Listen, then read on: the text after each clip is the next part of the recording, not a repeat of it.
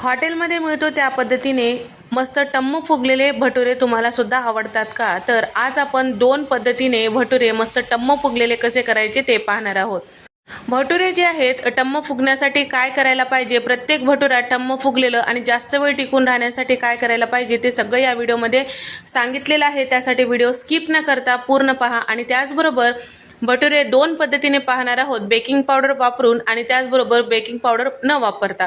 पहिल्यांदा पाहणार आहोत बेकिंग पावडर, सोडा, दही याचा वापर न करता भटुरे छान टम्म फुगण्यासाठी कसं करायचं ते पाहणार आहोत। तर त्यासाठी इथे मी 2 कप स्वच्छ चाळलेलं मैदा घेतलेला आहे, पाव कप इथे मी बारीक रवा टाकून घेतलेला आहे आणि त्याचबरोबर चवीपुरतं मीठ टाकून घेतलेलं आहे आणि 2 चमचे साखर टाकून घेतलेला आहे। त्याचबरोबर इथे मी साधारण 5 ते 6 चमचे तेल टाकून घेतलेलं आहे। सगळं छान व्यवस्थित मिक्स करायचं। तर यामध्ये आपण रवा वापरल्यामुळे आपले जे भटुरे आहे जास्त वेळ छान टम्म फुगलेलं राहतो आणि छान असं स्वाद येतो।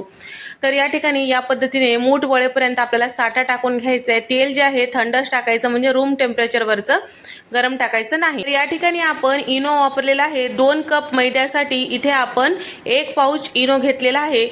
तर एवढं परफेक्ट प्रमाण आहे आणि यामध्ये आपण इनोचा वापर केलेला आहे। त्याचा स्वाद ओळखू येऊ नये म्हणून आपण इथे दुधाचा वापर केलेला आहे। दूध जे आहे रूम टेम्परेचरवरच आहे, जेवढं लागेल तेवढं दुधाचाच वापर केलेला आहे। हे पीठ भिजायला कमीत कमी अर्धा तास तरी द्यायला पाहिजे। तर गच्च झाकण लावून बाजूला ठेवूया। आता नेहमीचं पीठ म्हणजेच भटुऱ्याला आपण नेहमी बेकिंग पावडर, बेकिंग सोडा, दही वापरून कसं तिंबून घेतो ते पाहणार आहोत पद्धत। तर 2 कप इतकं इथे मी मैदा घेतलेला आहे स्वच्छ चाळलेला, पाव कप बारीक रवा आणि त्याचबरोबर चवीपुरतं मीठ, चमचाभर साखर, 5 ते 6 चमचे तेल टाकून घेतलेलं आहे।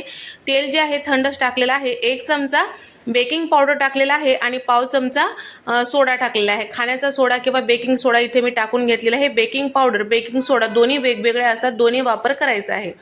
हे सगळं छान व्यवस्थित मिक्स करायचं। मूठ वळेपर्यंत आपल्याला साठा टाकून घ्यायचा आहे। त्यानंतर इथे मी अर्धा कप इतकं दही घेतलेलं आहे। दही जे आहे थोडंसं आंबट असलेलं घ्यायचं, म्हणजे पीठ जे आहे पटकन फर्मेट होतो आणि सोबतच लागेल तसं इथे मी दुधाचा वापर केलेला आहे। तर इथे मला साधारण आणखीन 1 पाव कप इतकं दुधाचा वापर इथे मी केलेला आहे।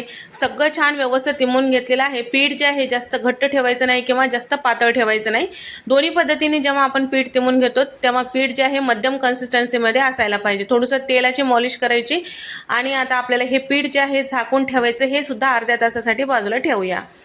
अर्धा तास झाल्यानंतर इथे दोन्ही पीठ छान असं तिंबल्या गेलेलं आहे। तुम्ही बघू शकता पिठाला छान जाळी आलेली आहे। तर इथे आपल्याला दोन्ही पिठाचे छान असं भटुरे लाटून घ्यायचे आहेत।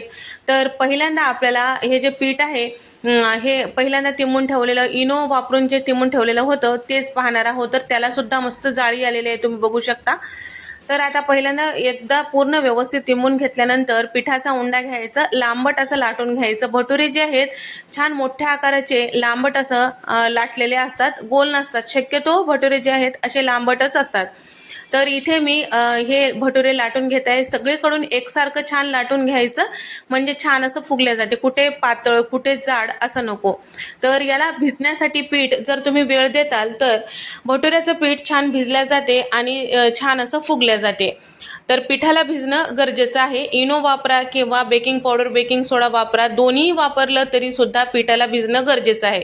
लगेच्या लगे केलं तर ते व्यवस्थित येत नाहीत किंवा भिजत नाही किंवा त्यामध्ये वापरलेला इनो, सोडा, बेकिंग पावडर याचा वास येतो। तर शक्यतो भिजायला वेळ द्यायला पाहिजे।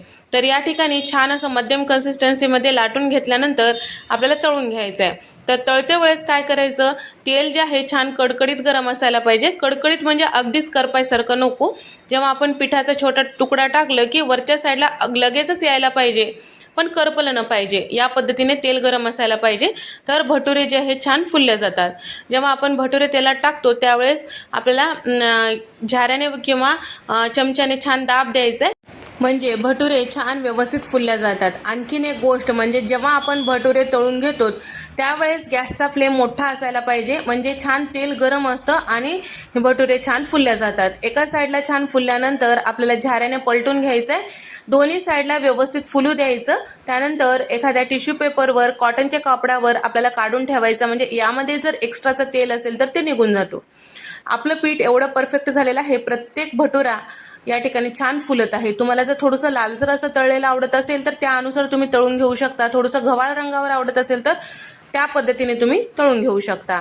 तर अशा पद्धतीने केलेले भटुरे जास्त वेळ छान टम्म फुगलेले राहतात आणि प्रत्येक भटुरा जे आहे तेलात टाकलं की फुगल्या जातो।